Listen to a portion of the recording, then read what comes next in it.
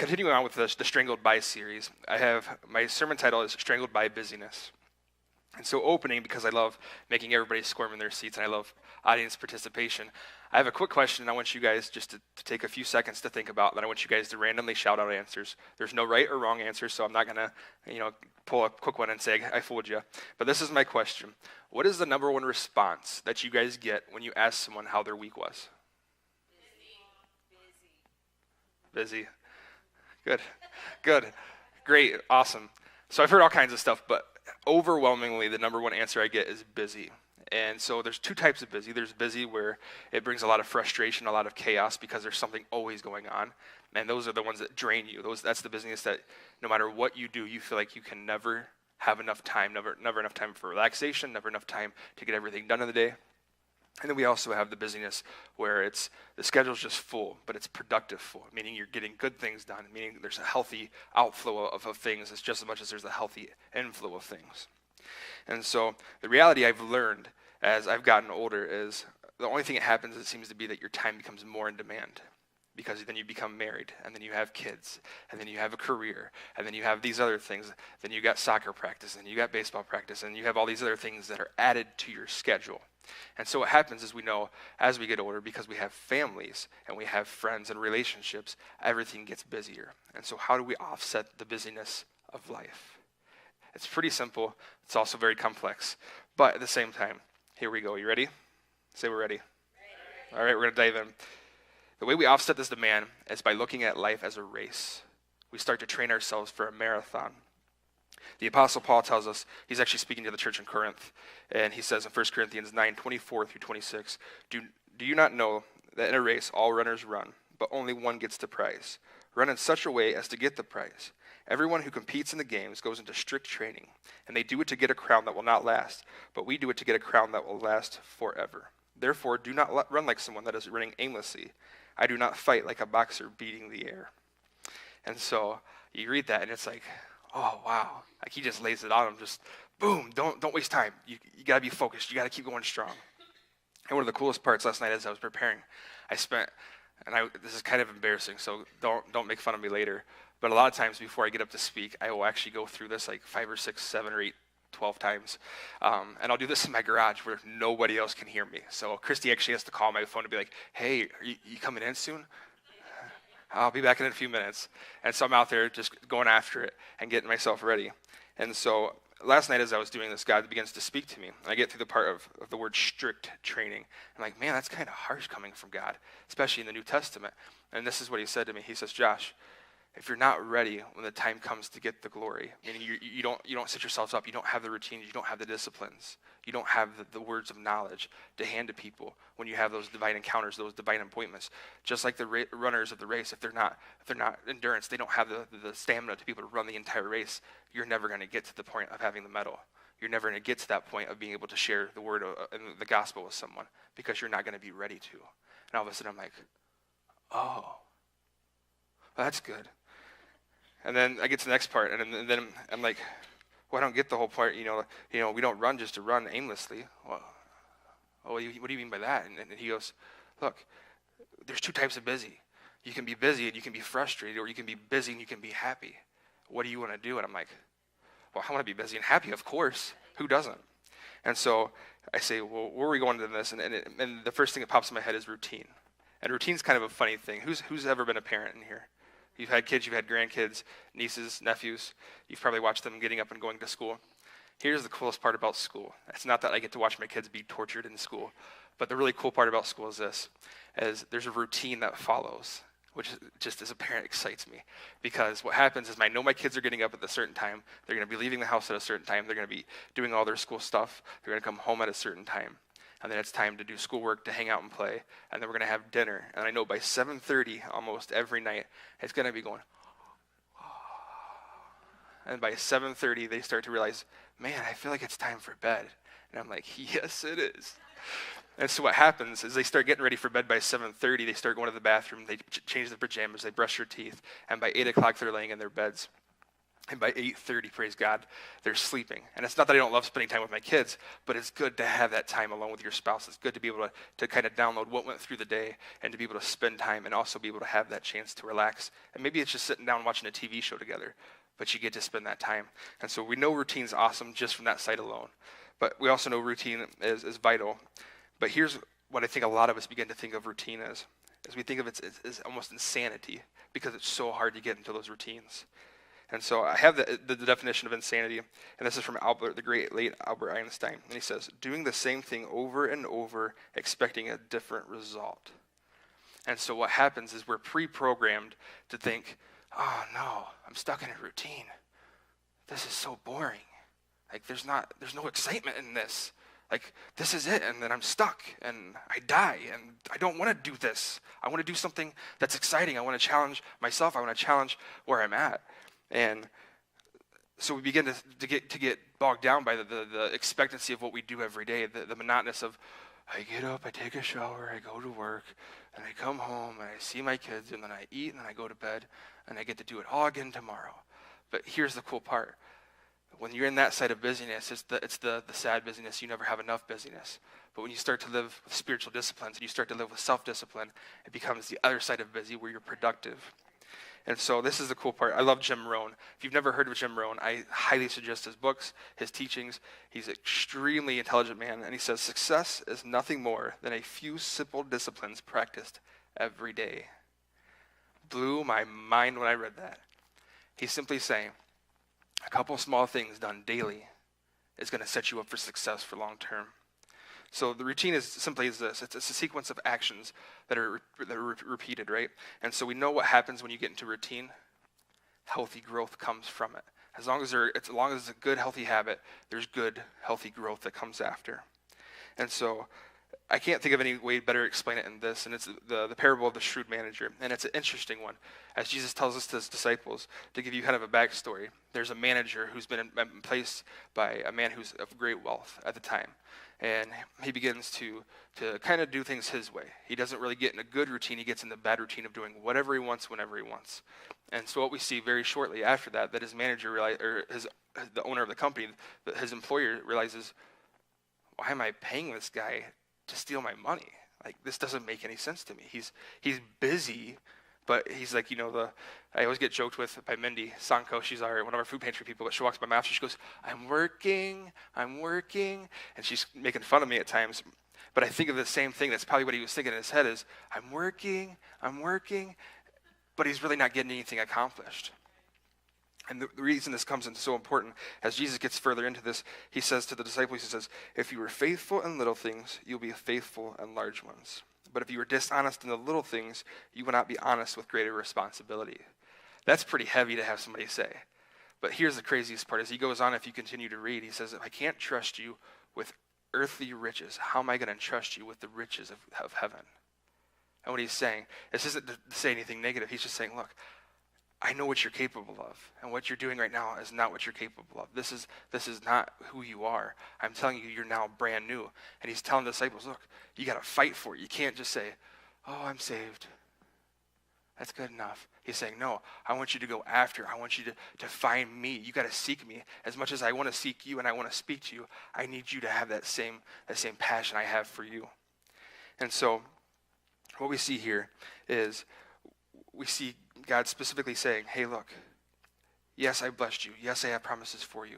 But in order to get those, you have to put yourself into action. It's just think of it from the side of finances. When you begin to sow those seeds of financial things into the kingdom, you know you're going to reap a reward, right? It's like that for everything that you do on a daily basis. If you're sowing your time into praying and reading, you're going to reap the reward of that. You're going to have the knowledge, but more than that, you're going to be closer to God. And so here's one of my favorite things, and this is going to push the envelope with some, but it says, routine is a vital and biblical component of our relationship with God. That's not the kind of repetition that we need to be rescued from. It's the kind of discipline that we should be embracing. I read that, and it's from Stephen Furtick. He's a pastor, and tell you what, talk about a man who's doing some amazing things for the kingdom. when Elevation Church started out, they were just a small church, just like Believers. I think they started out with pretty much just his team of people, which was about 20 people. And they had maybe a couple families past that. So they started out with about 30, maybe 40 people. And 10 years, this is their 11th year now, and they're averaging about 15,000 people a weekend. To give you a metric, most churches take about 50 to 60 years to surpass 1,000 people. It's not normal. And so we know whatever he's doing, he's got something, he's doing something right. And so we can know that if he's saying that we should embrace the discipline, not that it's a bad thing. Discipline doesn't have to be a bad thing. It's a good thing. And so here's an interesting story about myself. Back in February, I kind of hit a low point in terms of myself. I got pretty frustrated. I was busy all the time, and I kept eating whatever I wanted, whenever I wanted, because it was just easier. It gave you comfort, and it just was awesome, because you had ice cream, you wanted ice cream. You had, 2 steaks, you had 2 steaks. You ate whatever you did, because it was just part of life, right? We've all been there. But as I got farther and farther along, and I kept watching my weight gain, I got to the point where I became almost depressed by it. I'd come down time to, I probably should see how big I am. And I'm like, oh, I don't want to do this. I don't want to do this. And so you get up on the scale and you look down and you're like, I'm not going to do this. I'm not going to do this. And what ends up happening, by May of this year, I realized I was done dealing with this. I had hit 307 pounds, which was the largest I'd ever been in my life. And so 2 weeks after that point, I was praying. I'm like, God, I need something different. I need you to be real in this moment. If you're ever going to be real to me, this is where I need you to be real 100%, because I can't handle this anymore. I can't take carrying the extra weight. It's making me tired. It's making me grumpy. It's making my body hurt. I need your help. And so that's when he starts speaking about 2.5 months ago, discipline. And I'm like, oh, you're like cussing to me right now. I don't appreciate the word discipline. Like, there's got to be an easier way. It's easy. You can eat cake, you can eat all these things, and you keep gaining the pounds, but when it comes to losing it, it becomes difficult, right? You have to fight for it. You have to continue on through it. And so as I'm sitting here, and I'm wondering, like, how do I do this? How do I do this? Well, then I start to research a little thing here, and I research a little more here, and before I know it, I'm starting the Atkins diet. Well, after about a month of doing this, I had lost about 20 pounds. I'm like, this is awesome.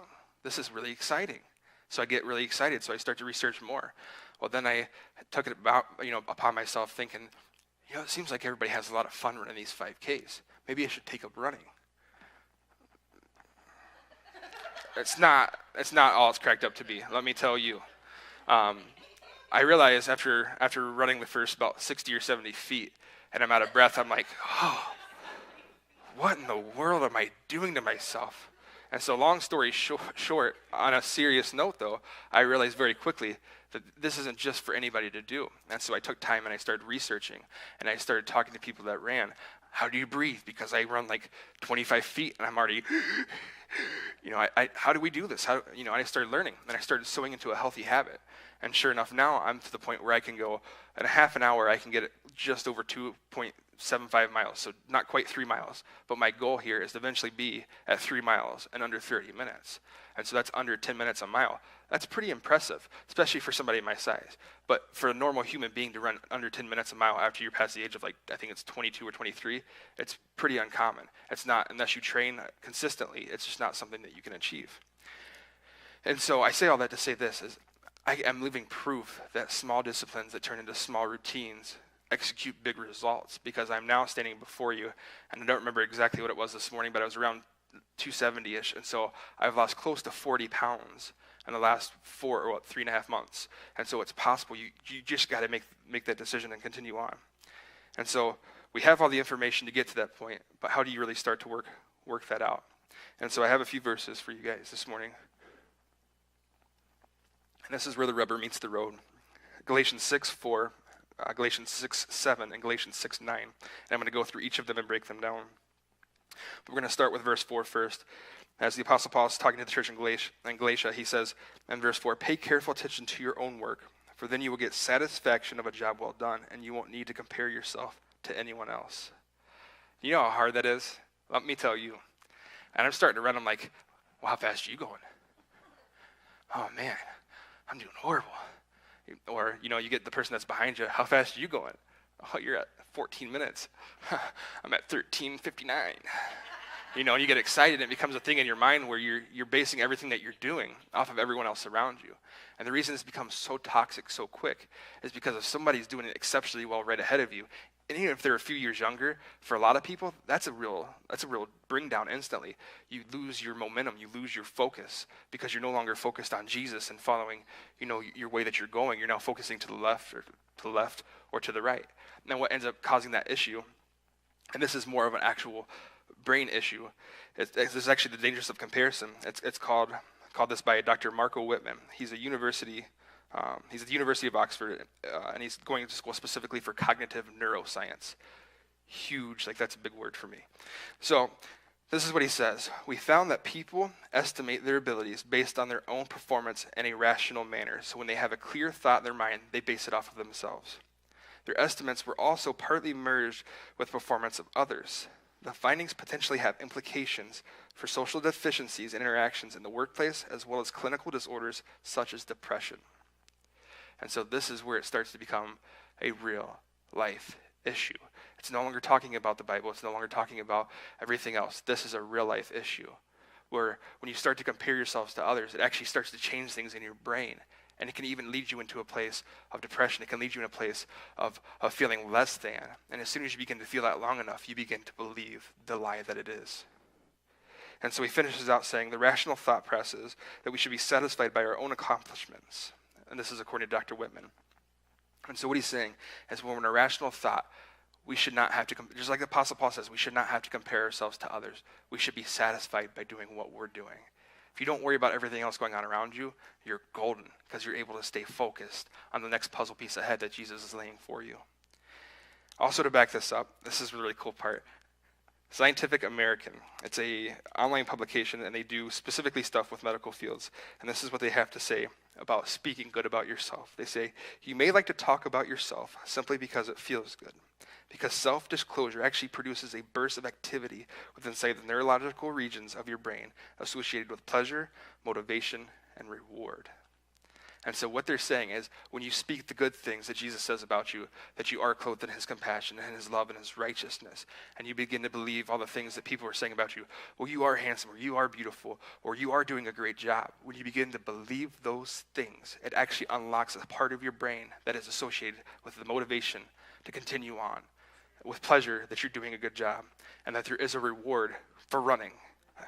I haven't really seen it yet. I'm still trying to get to the point of actually being able to make it, but so we know that there's something there, so we can continue on. And so we know that's the first part of it. We know the second part is sowing and reaping. You guys hear me talk about it frequently because being a good steward of everything, when you sow into things, good things happen. So the world likes to call it karma, or they'll like to call it what goes around comes around effect. But it says in verse 7 of chapter 6, it says, do not be misled because you cannot mock the justice of God. You will always harvest what you plant. And so here's the thing. I was for a long time, I was planting bad by eating chocolate cake and eating ice cream and eating, Reese cups, which are from heaven, I'm pretty sure. And what happens is you start popping these little guys, and the next thing you know, you're into like 4 or 5 of them, and you're like, wow, I just spent like $6 on candy. Something is not right with my life. And so you begin to eat these, and you sow into this thing, and it's so easy to sow into it because it tastes delicious as it's going down.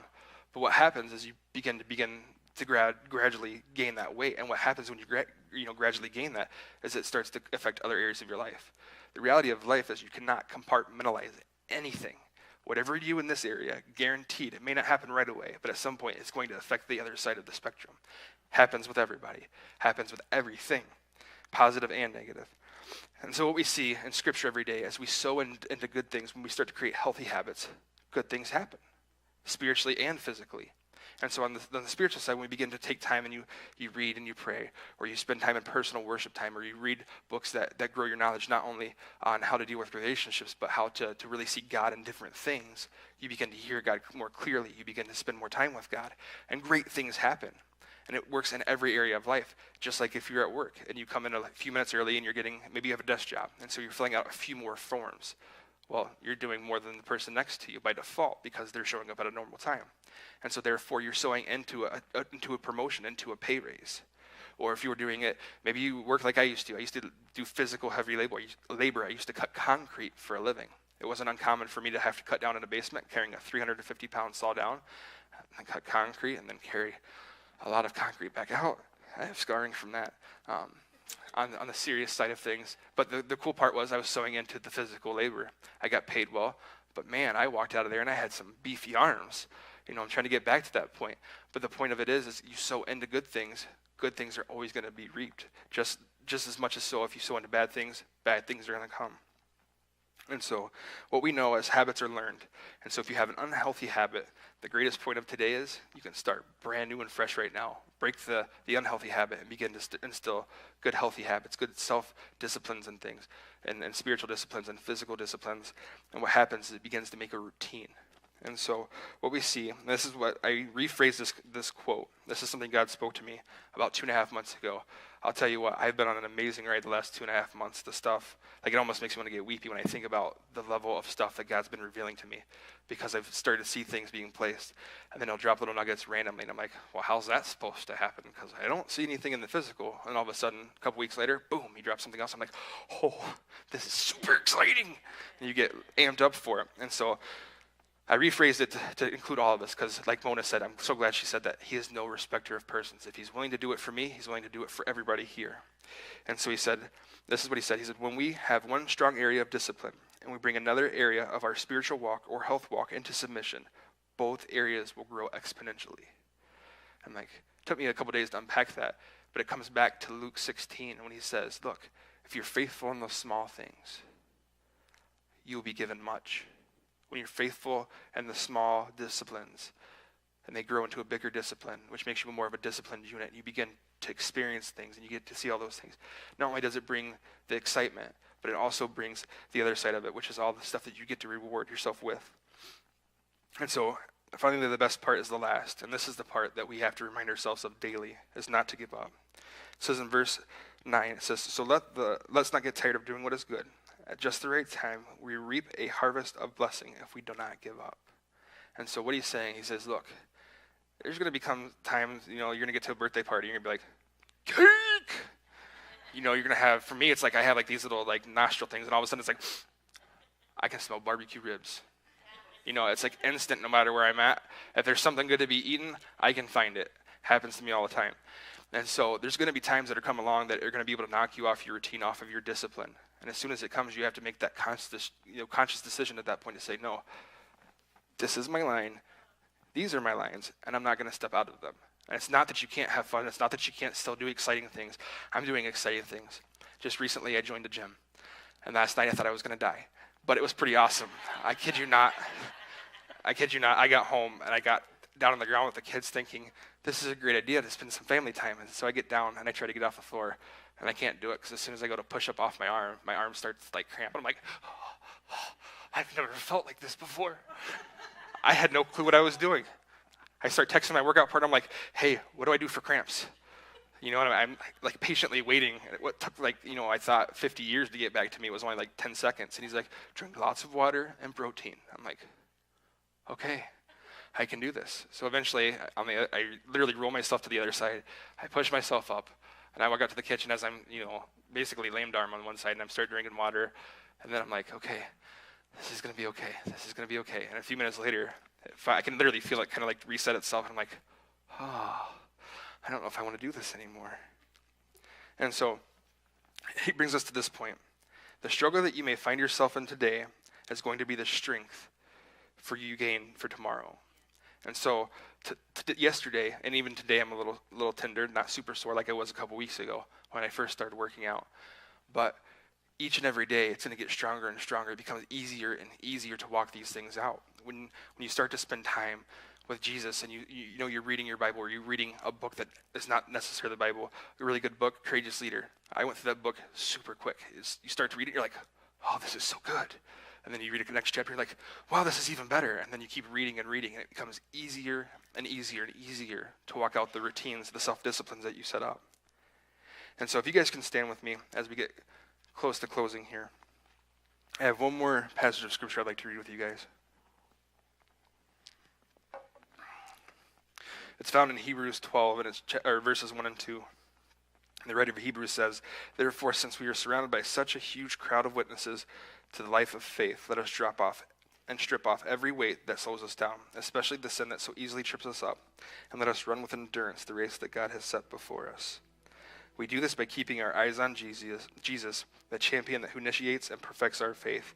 Because of the joy waiting him, he endured the cross, disregarding its shame, and now he is seated in a place of honor beside God's throne.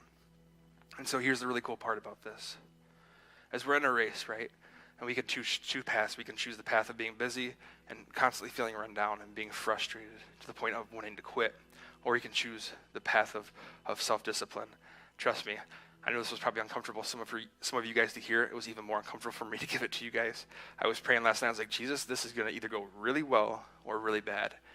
And I literally, from the time Pastor told me I had to speak this weekend, I was like, oh no, I already know what he's going to tell me to speak about. And I had this instant fear. Even this morning when I got here, I was a little nervous. And it was like the only way I can explain it is I tried to do this, and I felt like I had a rubber band. And I kept snapping back in the same spot. And I'm like, come on, seriously, anything but this. And so I know when he's pushing me that hard, it's something that we all need to hear. And so I'll leave you guys with this morning. I was with someone a few weeks ago, and God gave me this for this in particular person, but it rings so true in everything. I'm going to read it so I don't mess it up. Baby steps turn into big steps, and big steps turn into a jog. A jog then turns into a run, and run then turns into miles. And what it means is when you're starting with small little disciplines, you start putting them there. It's baby steps. And before you know it, the little baby that's over here starts to grow because you keep adding more and more disciplines to it.